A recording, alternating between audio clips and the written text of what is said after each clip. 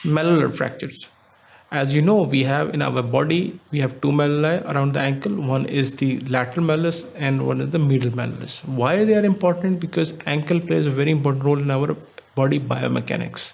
And usually during running, jumping, and other sports activities, especially in the case of children, there's always a very high chance of getting some form of injury to the malleolus. Mostly it's in form of sprains, but it can also result in some form of a bony fractures as well. So malleolar fractures, as you know, there are two malleoli, the medial and the lateral. This usually the fracture results due to twisting injury over the ankle, which could be in form of supination injury, which is called as the inversion of the foot, or the pronation injury, which could be called as external rotation of the foot. And as you can appreciate, this is a lateral malleolus fracture, which is shown over here. As I told you, this mostly due to the twisting injury. Now, twisting injury is further subdivided into two types, where there is supination and pronation, and each of this type is further subdivided into two other. This is called as, there is a Long-Hansen classification for this as well, which is called as supination adduction and supination external rotation injury. And similarly, we have pronation abduction and pronation external rotation injury. Why I'm discussing this is because usually talus sits in the mortise very well. What happens, there is a tibia fibula found on the top, there is a medial malleolus, lateral malleolus, and talus is sitting right in there. And this is you want, is because for axial loading and biomechanics of body, weight has to be transferred during the walking and running and jumping towards the ankle, so that stable ankle is actually required for the push-off phase of the our body mechanics and when we are walking or running. So if there is no unstable ankle due to any reason, it could be due to ligamentous issues or it could be due to the bony issues as well. So whenever this certain twist happens, so much force is actually applied. For example, on the medial or lateral, this leads to some kind of a fracture of the medial or lateral malleolus. Usually, as I told you, this is most commonly a supination injury, which is called as inversion of the foot injury. Our ankle going into the inversion would eventually either sprain the ligament to the lateral side or would lead to the fracture of the lateral malleolus. Now, this could be other issues usually associated with a lot of pain and swelling. Patient may complain of the patient had an RTA and her foot was caught in something with the force actually coming out from external source. But usually the most commonly there's always twisting injuries during normal activities of daily life. Now the other option, most commonly it's always the supination inversion, or it is the inversion of the foot, which you can appreciate over here. But if this happens, usually the most commonly the damage part is on the lateral side. But if it's a pronation injury, that is external rotation, which can be appreciated in this X-ray, you can appreciate there's a fracture of the medial malleolus. Now sometimes there is always an isolated medial malleolus fracture, or it could be both the malleola, both the lateral malleolus, medial malleolus could be fractured as well. And what you need to remember is, if you see this X-ray, it appears to be a very benign medial malleolus fracture. But if you look at this X-ray closely, you can appreciate there is definite tibiofibular diastasis. There is definitive syndesmosis injury associated with high ankle sprain. So if this would have been a minimally displaced or slightly displaced or undisplaced medial malleolus fracture, the management could have been conservative. But if you see it closely, then once the syndesmosis get involved, you cannot manage this kind of injury in form of with a conservative approach. You have to go for open adduction and tunnel fixation.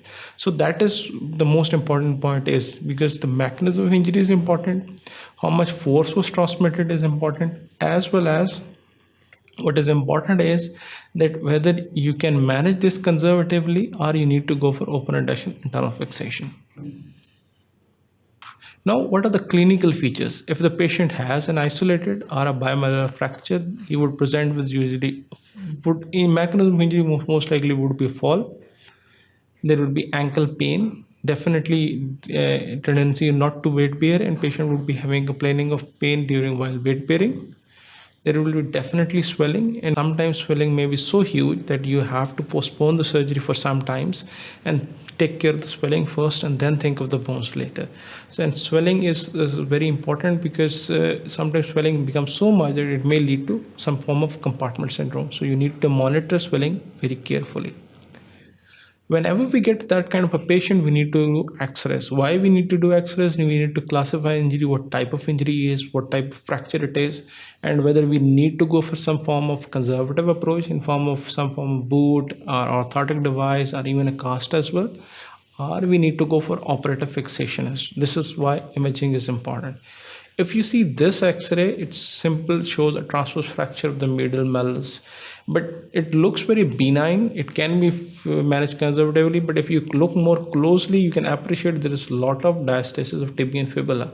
Syndesmosis looks open on this case, so this is the conserved option gets out, and you have to go for open reduction internal fixation with restoration of syndesmosis.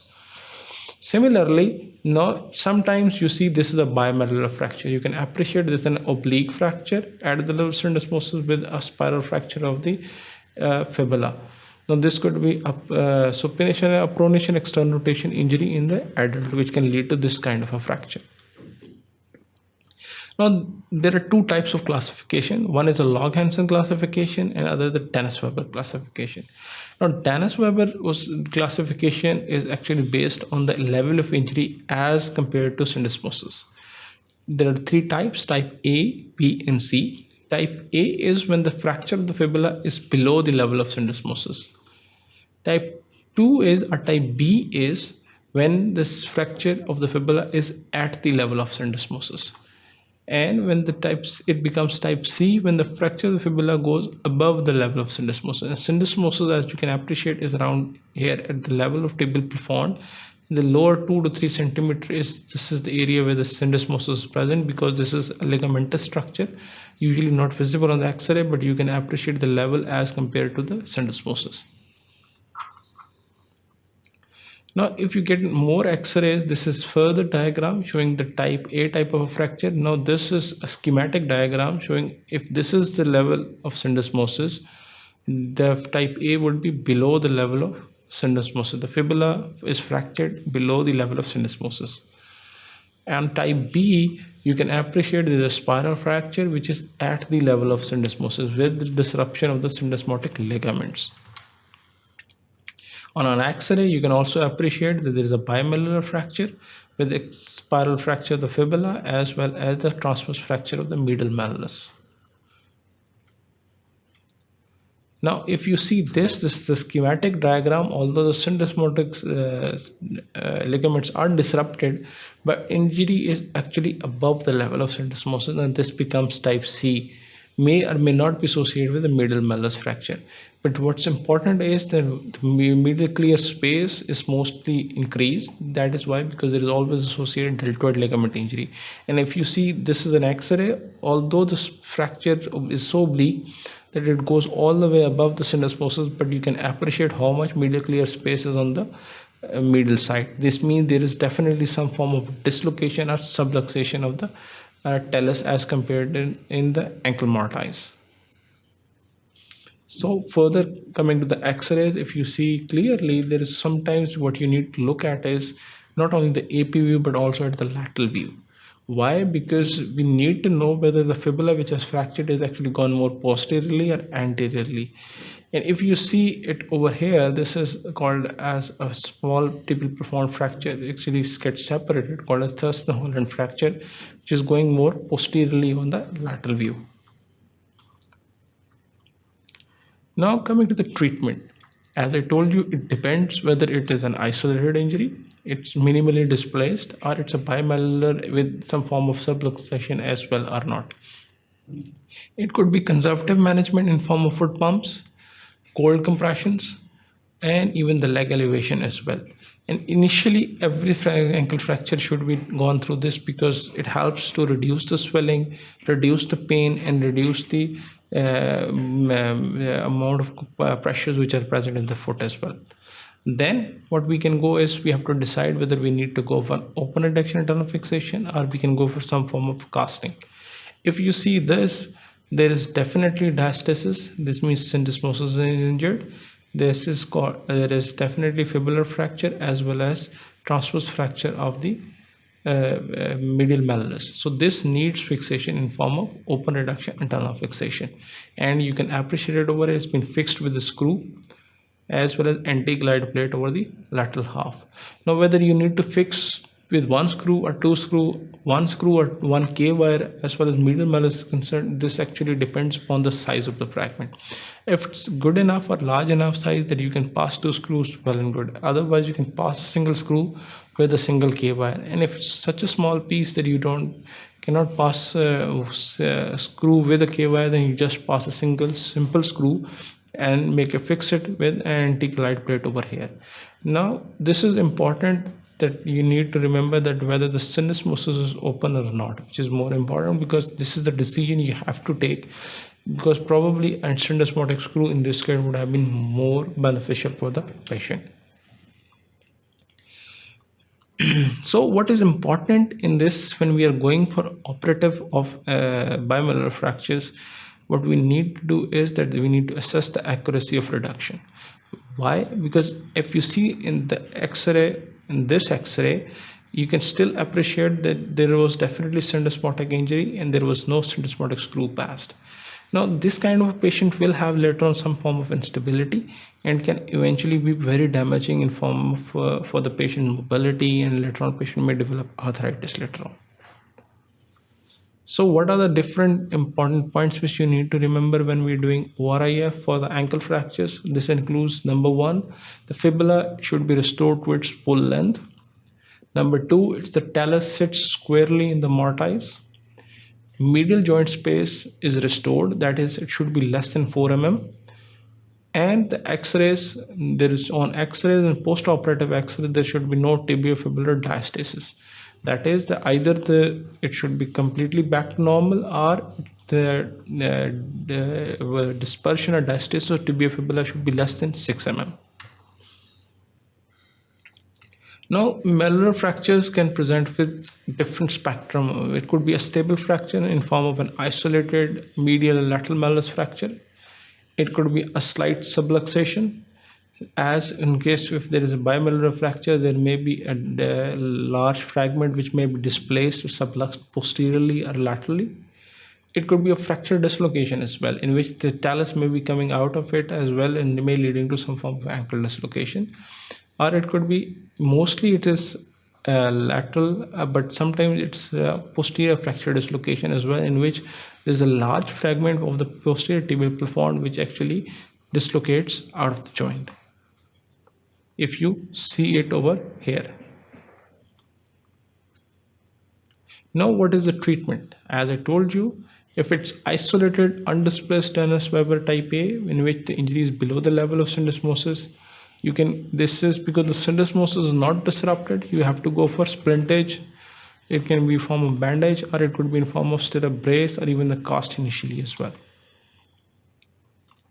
But if it's type B or C, usually this involves, this you can see it over here, this is the cast being applied for isolated Weber type A fracture, which could be in form of overboot or below knee cast, or even then once the cast is removed to 6 to 8 weeks, you need to go for exercises, especially the tendo Achilles tightening, and those exercises which actually involve the tendo Achilles and gastrocnemius muscles. If it's type B or type C fracture, then you have to go for, first is the disruption, you have to look at for the medial structure as well. If you see, this is classically bimalleolar, it's above fracture, it's at above the level of syndesmosis, then you need to look at this whether how much the medial clear space is there. If there is more than 4 mm, this means the deltoid ligament is also injured and you need to fix it, especially the deeper part. But if it's not, then you can have a different plan as well. If tibiofibular syndesmosis and atrocious membrane disruption there is no disruption, then you can go for simple fixation, or you can even go for casting. But if you see this X-ray, it looks like all the medial clear space is okay, but there is definitely diastasis and syndesmosis injury. So if it's syndesmosis is involved, it's not better to go for the ORIF or surgery straight away, rather than waiting for it casting, and then once the patient develops some form of instability, then you have to fix it.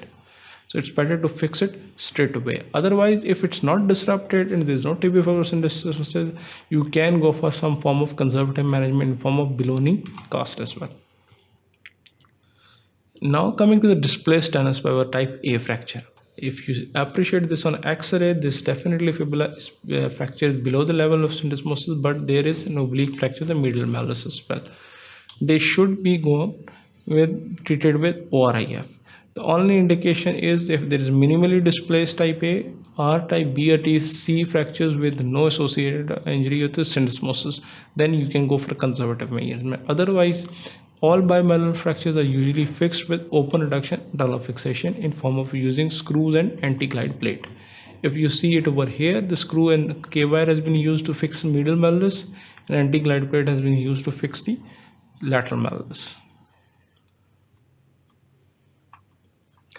Now if it's type B fracture and it's displaced, then first you need to make it sure, because you need to do the close reduction. Why?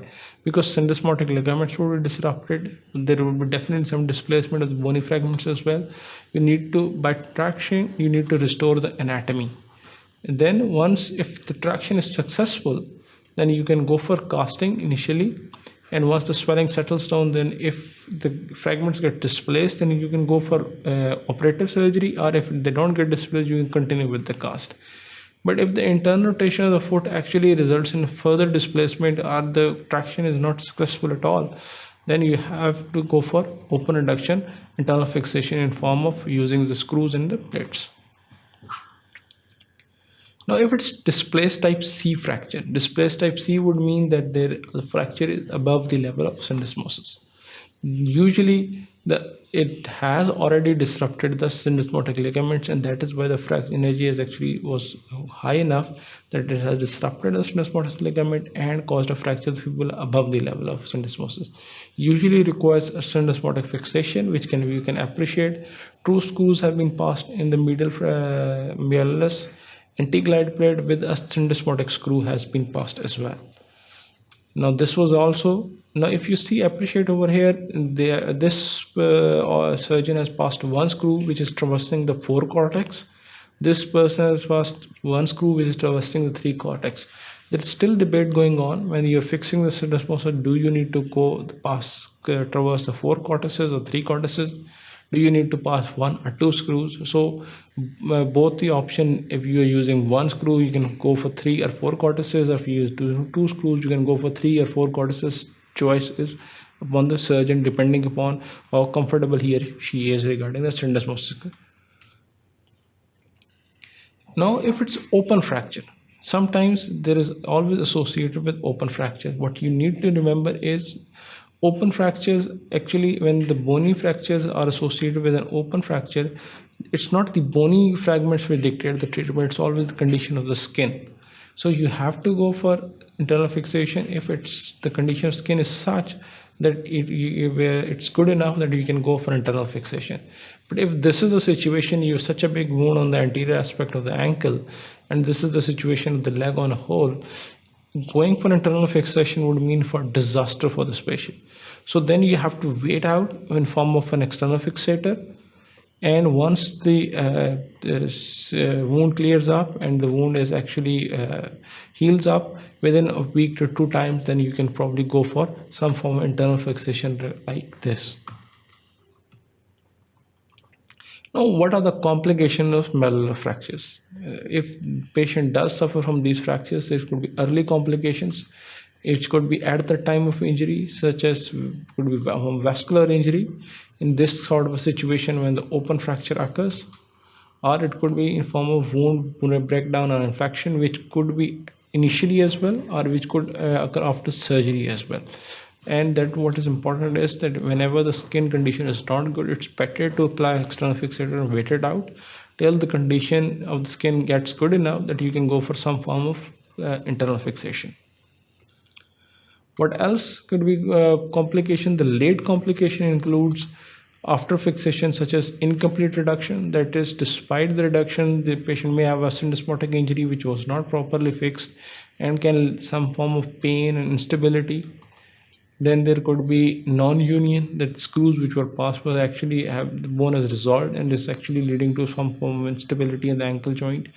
Ankle stiffness, most common, because usually patient may have to wait out, let's say, for 2 weeks before the swelling settles down, and once it settles down you can go for internal fixation. Once after internal fixation, it may take at least 6 to 8 weeks to be good enough to start weight bearing. So when patient is immobilized or ankle becomes immobilized for at least 8 to 10 weeks, there may eventually be lead to some form of ankle stiffness as well. Other is chronic regional pain syndrome. There is usually association with any form of fixation, especially on the ankle. There could be a regional pain. The patient may complain of some form of vasomotor, motor disturbances around the ankle as well. And despite adequate fixation, the injury was high enough or severe enough that eventually the patient does develop some form of osteoarthritis of the ankle joint, which could be highly disabling because it can lead to pain during walking and during daily activities of life. Now coming to the pilon fractures.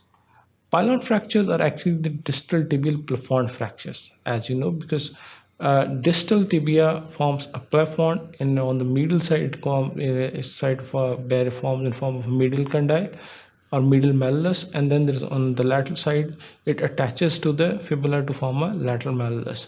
Now this talus sits squarely in this, and that is why this plafond is actually forms immortalized for the ankle, so that the body can function, especially during the push-off phase. During the push-off phase, what happens is that this talus is sitting squarely so that the force can be transmitted, which was from the foot towards the leg, and the patient can walk properly.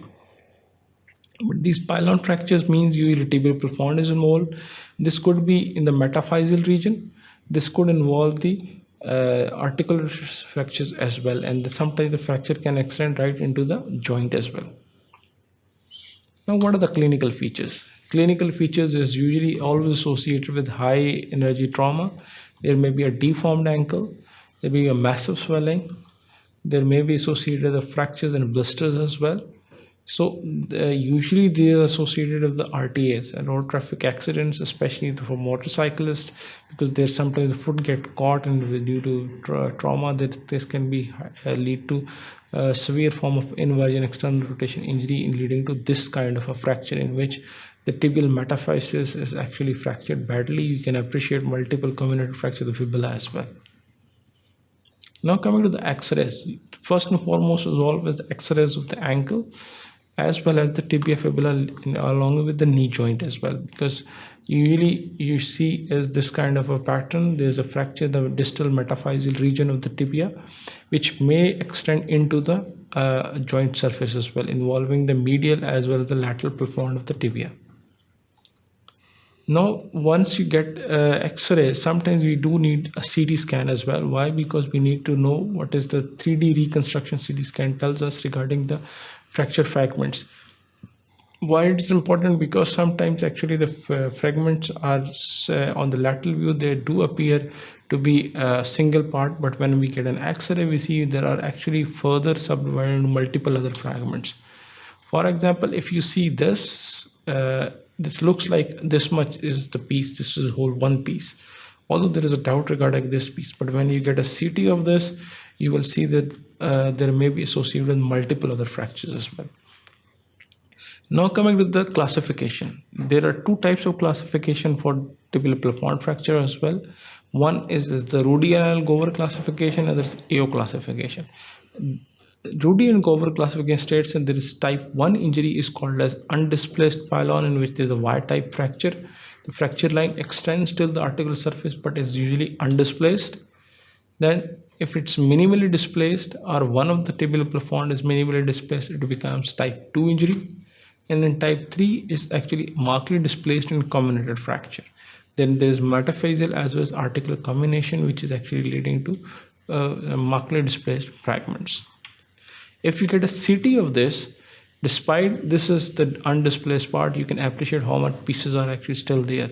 Even it looks undisplaced on the X-ray. The pieces could be anterior lateral, anterior central, or it could be on the anterior medial or posterior medial as well. Similarly, if you get a CT, you can appreciate there's a posterior fragment which is actually well separated from the medial fragment. And if you on the type 3 injury, you can see multiple medial fragments. Then this is anterior medial and anterior central fragment is lying right over here. Now coming to the treatment. Treatment depends upon the involvement of the articular surface. Early management is always called as scan, span, and why you need to span, because if it's highly comminuted fracture, you will not be able to restore the article congruity, and once the article congruity is not restored, there will always be chance of arthritis later on. So if it's massive swelling, the skin condition is not good, the very simple option is apply a delta frame or spanning external fixator along the ankle joint. The pin, you can appreciate over here that the stamen pin is being passed right into the calcaneum for spanning external fixator. And then get a scan as well. Don't treat it on the x-rays, always get a scan, because you will have this kind of a fracture pattern as well. There will be multiple small pieces, some will be so small that you cannot even pass a K-wire through it. And the next is plan. Why you need to plan? Because what's important is what's the status of skin, what is the status of the swelling, and then what is the 3D reconstructing scan is actually telling you how many combination or how much combination is actually present. Now the treatment actually starts with the external fixator, which is the initial treatment, and then we can go for once the blister is actually treated and the skin is good enough for open induction internal fixation, then we can go for open induction internal fixation of the tibial plafond. It could be in form of anatomical plates, which could be applied on the anterior medial and anterior lateral aspect, and sometimes you have to fix the fibula as well, depending upon what type of injury of the fibula it is associated with. Now coming on to the ankle fractures in children. Children unfortunately have increased tendency of having fractures. Why? Because they're always jumping up and playing and running around, and there is always very high chance of having an ankle fractures. As you know, for the ankle fractures in adults, we have two classifications. One is the Danis-Weber classification, other is the Long-Hansen classification. Long-Hansen classification actually divides into this form for adults, that if you have the first word is for the basic position of the foot. Position of the foot could be in form of supination or pronation. Then whether the energy or force of energy is actually acting in which direction. It could be in form of supination adduction injury, or it could be supination external rotation. That is the Long-Hansen for adults. Similarly, for pronation, you have pronation abduction and pronation external rotation. This classification was actually modified by Danis and Tangent in children, and they form actually divided into 4 types as well, which include supination-inversion fracture, pronation external rotation, supination plantarflexion, and supination external rotation injury. Now what happens is, as you know, in children we have mainly the Salter-Harris problems, such as physical fractures mainly. In supination-eversion, there are 2 types. There are grade 1 and grade 2. In grade 1, there is either Salter-Harris type 1 or type 2 injury of the fibular physis, and if the force is high enough, this may lead to Salter-Harris type 3 or 4 fracture of the medial malleolus as well.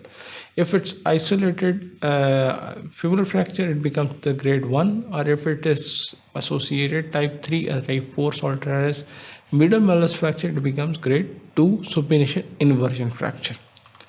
Then comes the pronation-eversion or pronation-external rotation injury. Pronation means the foot was in pronation, and the force acting is actually external rotating the foot in that direction.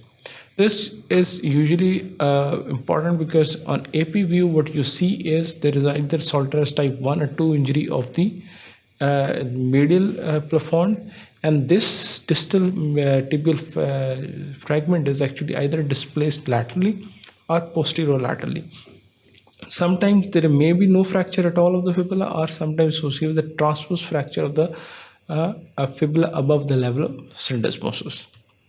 Then it's called as supination plantarflexion. This is a little tricky because what happens is that the foot is in supination and the force acting such is pushing the foot more into plantarflexion.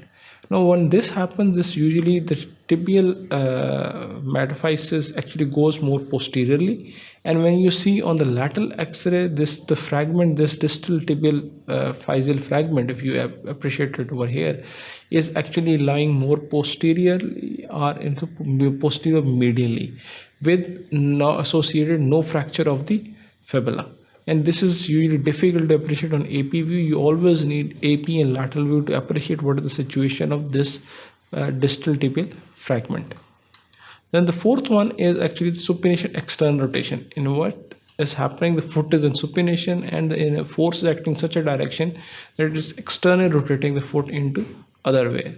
This usually results in either type 1 and 2 injury of the distal fragment, in which this fragment is either displaced more posterior medially along with the oblique or spiral fracture of the fibula, or it could also lead to have Salter's type 1 or 2 injury of the distal fibular physis.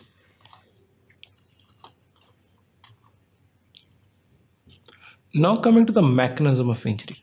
As I told you, the mechanism of injury is always a twisting force. It could be when the tibia fibular physes are actually wrenched apart, this usually leads to Salter's type 1 or 2 injury.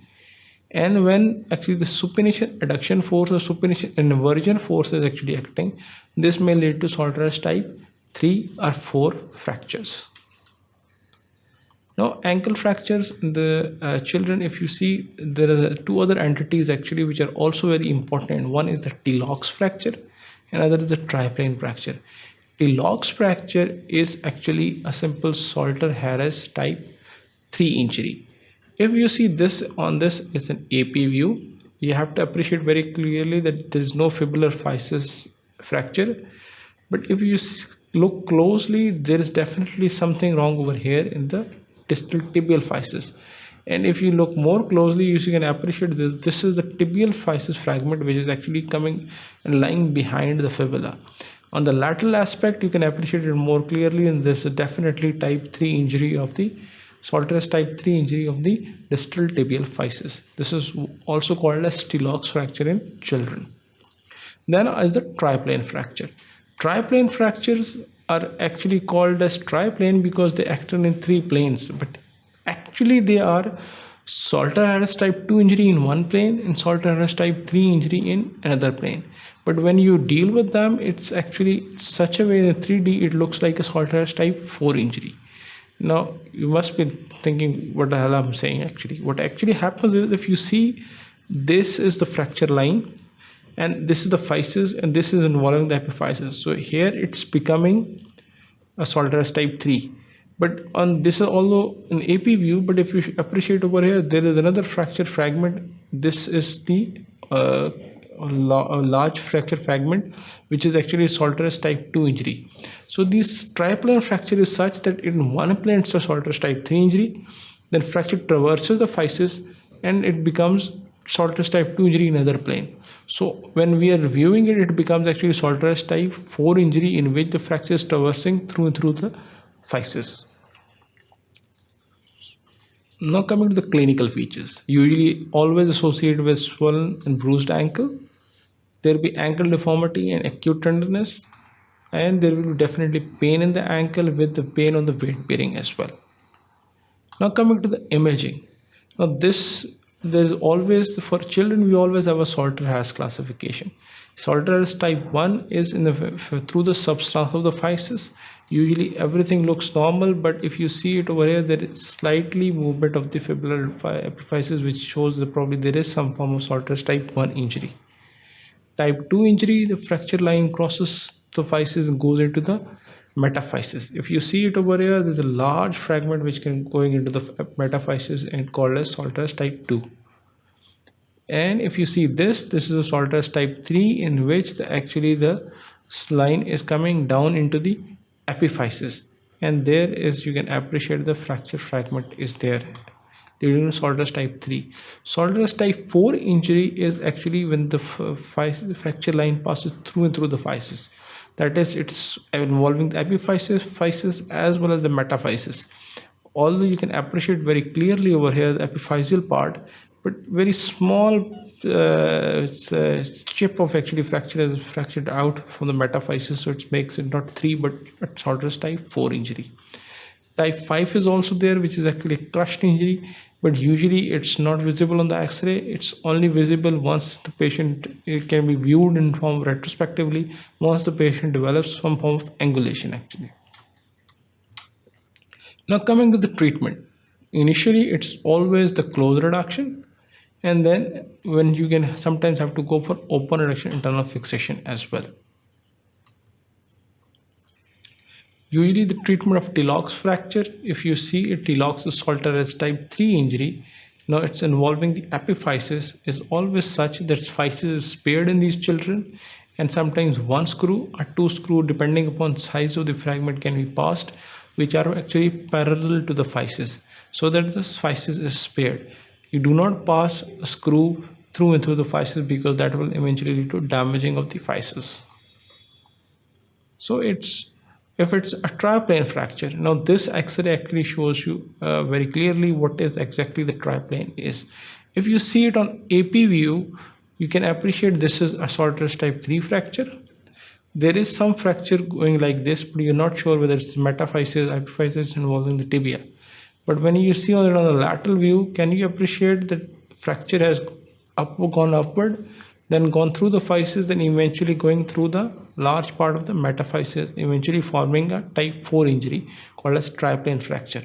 Now if you have to fix this, you have to fix it. You cannot pass a screw like this going through the epiphysis into the metaphysis, because that will damage the physis. What you have to fix epiphysis separately and fix this metaphyseal chip separately.